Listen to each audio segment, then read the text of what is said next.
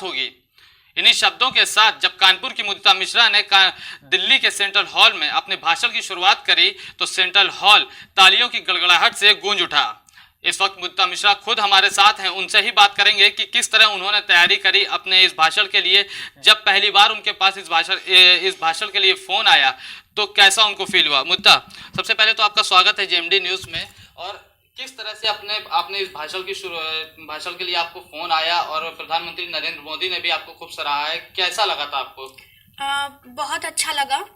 और जो ये कंपटीशन था ये 3 लेवल में था, डिस्ट्रिक्ट लेवल, स्टेट लेवल और नेशनल लेवल। तो जब मेरा स्टेट लेवल में फर्स्ट आ गया तो मुझे नेशनल लेवल में आने के लिए कॉल आया था।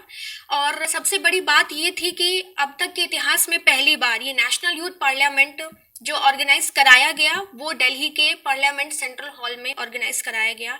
ये मेरे लिए सौभाग्य की बात है और बहुत अच्छा लगा मुझे वहां जा करके।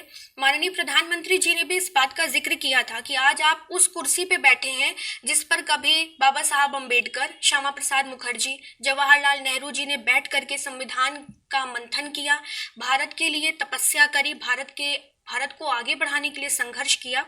और आज उसी कुर्सियों पे बैठ करके हमारे देश का युवा भारत की प्रगति के लिए योजनाओं पर सकारात्मक और नवाचारी रूप से मंथन कर रहा है।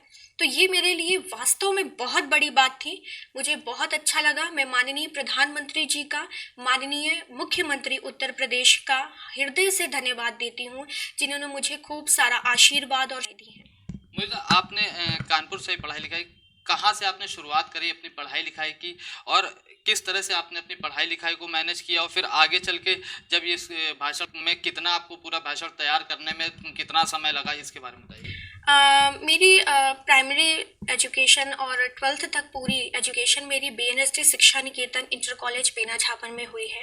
वहाँ के प्रधानाचार्य डॉक्टर अंगद सिंह जी, वर्तमान में प्रधानाचार्य आदरणीय डॉक्टर ममता तिवारी जी, डॉक्टर मंजू शुक्ला जी हैं। और उनका और बीएनएसडी शिक्षा निकेतन के समस्त गुरुजन का मेरे ऊपर बहुत आशीर्वाद रहा। उन्होंने मुझे पग पग पे सिखाया है। और अभी इस समय मैं graduation 3rd year PPN college में हूँ। वहाँ के प्रोफेसर्स ने भी मुझे इस प्रोग्राम में आने के लिए प्रोत्साहित किया है, मैं उनका धन्यवाद ज्ञापित करती हूँ। और रही बात पढ़ाई की और ये एक्स्ट्रा करिकुलर एक्टिविटीज़ की, तो उसमें मैं अपना जो टाइम है 24 घंटे है मेरे पास, और उसमें दोनों चीज़ों को आपस में मैनेज करके ये कार्य करती हूँ। जब से आपको फर्स्ट प्राइज मिला है, क्योंकि आपने उत्तर प्रदेश का नाम रोशन किया है, पूरे देश में फर्स्ट आप चुनी गई हैं, लोगों की बधाइयां भी खूब आपको आ रही होंगी, तो किन शहर में या प्रदेश में किसके अभी तक बधाई के संदेश आपके पास पहुंचे हैं, किस तरह से आप देख रहे हैं उसको? सबसे पहले तो जैसे ही मेरा स्पीच हुआ है उसके तुरंत बाद माननीय प्रधानमंत्री जी ने शुभकामनाएं दी, और उस कार्यक्रम के संपन्न होने के बाद माननीय योगी आदित्यनाथ जी ने शुभकामनाएं दी, deputy CM doctor Dinesh Sharma ji ने, और कानपुर की महापौर आदरणीय श्रीमती प्रमिला पांडे जी और माननीय विधायक श्री महेश त्रिवेदी जी ने मुझे घर आ करके अपना आशीर्वाद दिया। इसके अलावा वाइस चांसलर मैम यूनिवर्सिटी की, और कुल सचिव सर, और प्रोग्राम ऑफिसर नोडल अधिकारी सिद्धांशु राय सर, एके सर, और मेरे कॉलेज के प्रिंसिपल, इसके अलावा बीएनएसडी शिक्षा निकेतन के प्रिंसिपल डॉक्टर अंगद सिंह जी, और इन सभी की शुभकामनाएं, आशीर्वाद मुझे लगातार मिल रहे हैं। और मेरे रिलेटिव्स जो हैं और जो मेरे फ्रेंड्स हैं वो भी लगातार मुझे कॉल करके अपना आशीर्वाद दे रहे हैं। परिवार में किस तरह का माहौल है, क्योंकि आपने परिवार वालों का भी नाम एक अलग ही तरीके से रोशन कर दिया है, तो किस तरह का माहौल इस वक्त परिवार में देख रही हैं? देखिए, अगर मैं बात करूं तो मेरे पिताजी भारतीय जनता पार्टी के लीडर हैं, मेरी माँ एलआईसी में हैं, और इसके साथ ही मेरे बाबा आरएसएस में और जनसंघ में रहे हैं। मेरे नाना जी राष्ट्रीय स्तर के साहित्यकार हैं, और मेरी माँ भी कविताएं लिखती हैं, बोलती हैं। मेरे नाना जी भी कविताएं लिखते हैं, बोलते हैं। और इसके अलावा मेरी जो दीदी हैं कृतिका मिश्रा, वो खुद सृजनात्मक लेखन में राष्ट्रीय बालश्री पुरस्कार जीत चुकी हैं। तो उनका भी मुझे पग पग पर सानिध्य मिला है।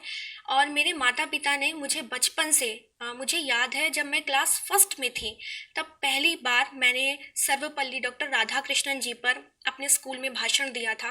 तब मेरे मम्मी पापा और मेरी दीदी वो मुझे तखत पे खड़ा करके बोलना सिखाते थे, मेरे अंदर कॉन्फिडेंस डेवलप करना, कैसे बोलना है, क्या बोलना है, ये सब कुछ उन लोगों ने मुझे सिखाया है। मैं अपने परिवार का बहुत बहुत धन्यवाद देती हूँ, क्योंकि यदि उनका आशीर्वाद, सानिध्य मुझे ना मिलता तो शायद आज मैं ये सफलता ना प्राप्त कर सकती। ये जो सफलता आपने हासिल करी है, प्राप्त करी ये सफलता, इसमें आप किसका योगदान मानती हैं अपने जीवन में? किसको आप अपना आदर्श मानती हैं, ये बताइए। मैं अपने माता पिता का, अपनी दीदी का, परिवार का और गुरुजन का। मुझे लगता है कि यदि आपको कोई एक भी चीज़ सिखाता है तो वो आपका गुरु है।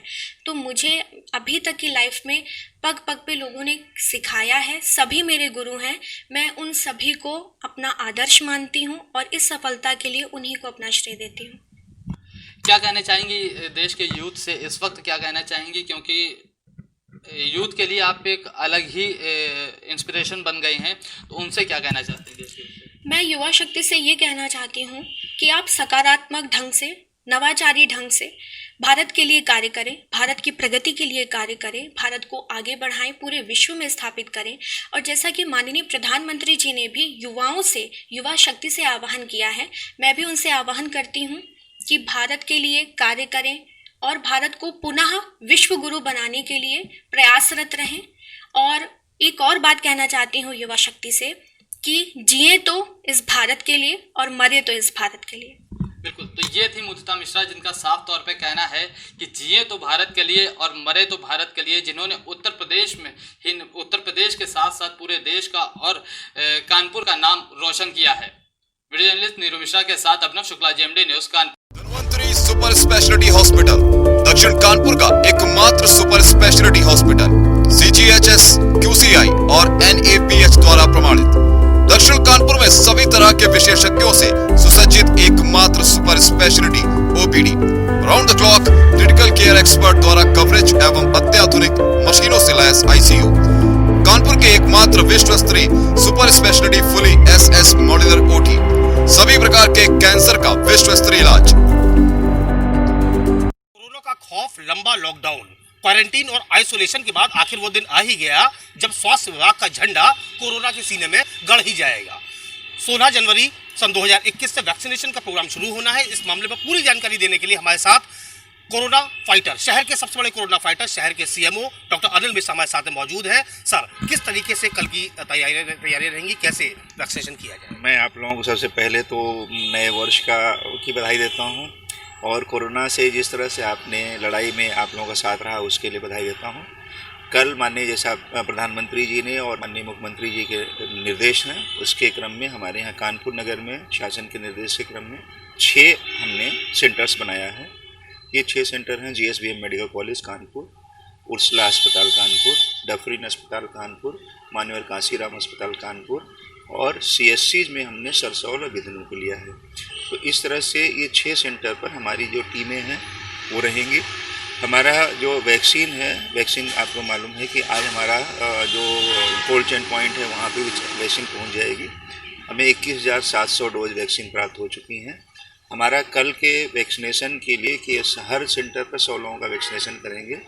तो पूरी जो तैयारी है, वैक्सीन को ले जाना, वैक्सीन को 0 to 8 डिग्री में स्टोर करना, और वैक्सीन को पूरी सुरक्षा के साथ जहां हमारा साइट है वहां पहुंचाना, और जो टीम है वो पूरी मुस्तैदी के साथ हमारी, चाहे वो वेटिंग रूम की टीम हो, चाहे वैक्सीनेशन की टीम हो, चाहे वेरिफिकेशन की टीम हो, या हमारा पोस्ट वैक्सीनेशन जो आधे घंटे रोकना है, रोक करके उनको देखने के बाद, और किसी भी तरह के कोई भी कहीं भी परेशानी जिसके होने की संभावना शून्य है, फिर भी हमारे हर 6 सेंटर पर हर वेटिंग रूम में जो आधे घंटे जहाँ रुकना है वहाँ एक डॉक्टर भी रहेंगे, AFI किट के साथ रहेंगे। तो हमने पूरी जितनी सुविधा है, जितनी भी हमारी व्यवस्था है उसको देख लिया। हमारे मंडलायुक्त महोदय ने भी जाकर देख लिया है, डिस्ट्रिक्ट मजिस्ट्रेट ने भी देख लिया है। हमारा प्रशासन, पुलिस और स्वास्थ्य विभाग की और आप सारे मीडिया की सौजन्य से हम लोगों का कल पूरी तरह से परफेक्ट वैक्सीनेशन होगा, ऐसा मुझे विश्वास है। सर, ड्राइवन 1 हुआ, ड्राइवन पार्ट 2 हुआ, बहुत से लोगों को वैक्सीनेशन किया गया, उनमें किसी तरह की समस्या नहीं आई, तो आगे क्या उम्मीद की जा सकती है? जो और लोगों को वैक्सीनेशन किया जाएगा तो क्या कुछ परेशानी आ सकती है? देखिए, अभी तक ये पूर्वाभ्यास था, जितना हम लोगों ने किया दोनों, उसमें किसी को वैक्सीन लगी नहीं थी। ये पहली बार कल ये वैक्सीन लगने जा रही है पूरे देश में। तो आपका चांसेस, जो कोई भी वैक्सीन जब आती है मार्केट में या लगाने के लिए जाती है, तो उसका बहुत सारा ट्रायल होता है, और ट्रायल के बाद drug control general of India उसको पास करते हैं। तो उनके बाद ये पूरी तरह से सेफ वैक्सीन रहती है, जिसका कि कोई इस पे एडवर्स रिएक्शन या दूसरी चीज़ें होने की संभावना कम रहती है। लेकिन कभी खुदा न खास्ता किसी में करोड़ में से किसी एक व्यक्ति को एलर्जी का दूसरी चीज़ की होगी, तो उसके लिए हम लोग पूरी व्यवस्था हर लेवल पर किए हुए हैं, चाहे वैक्सीनेशन साइट हो, चाहे हमारा गवर्नमेंट के मेडिकल कॉलेज या हॉस्पिटल हो, या प्राइवेट सेक्टर का भी। हमारे यहाँ I am thankful to IMA president doctor Neelam ji, thankful to nursing home president Saraogi साहब। उन लोगों ने कहा है कि IMA के सारे मेंबर्स, नर्सिंग होम, ये सारा भी तैयार रहेगा। कहीं किसी को कोई भी जरा सा भी परेशानी होती है तो निःशुल्क सुविधा हमारा कानपुर का प्राइवेट सेक्टर भी उपलब्ध कराएगा। Thank you sir. 6 सेंटर्स पे कुल लगभग 600 लोगों को वैक्सीनेशन कल होना है, तो ये कौन लोग हैं? ये स्वास्थ्य कर्मी हैं या आम जनता के लोग इसमें शामिल हैं? नहीं, आपने जैसा देखा कि हम 3 फेज में वैक्सीन हो रही है। पहली फेज में हेल्थ वर्कर्स को दी जा रही है। हमारे यहाँ करीब 20,000 से हेल्थ वर्कर्स को हम लोग अपलोड कर चुके हैं। कुछ अभी और सेक्टर से आ गए हैं, उन लोगों को भी लेना है। सेकेंड फेज में हम कराएंगे जो आपके एडमिनिस्ट्रेशन के लोग हैं, जो पुलिस के लोग हैं, जो म्यूनिसिपल कॉर्पोरेशन के लोग हैं, इनको लेंगे। थर्ड फेज में हम आएंगे, तब हम जनरल सिटीजन पर जाएंगे और ये 50 साल के लोगों को, अधिक की उम्र के लोग या जिनमें कोमार्बिडिटी है, उनको लिया जाएगा। ये सारी चीज़ें इसलिए की जाती हैं कि जो ज़्यादा जिनको कोरोना होने का चांस ज़्यादा है उनको वैक्सीनेट पहले किया जाता है, उसी क्रम में किया गया है।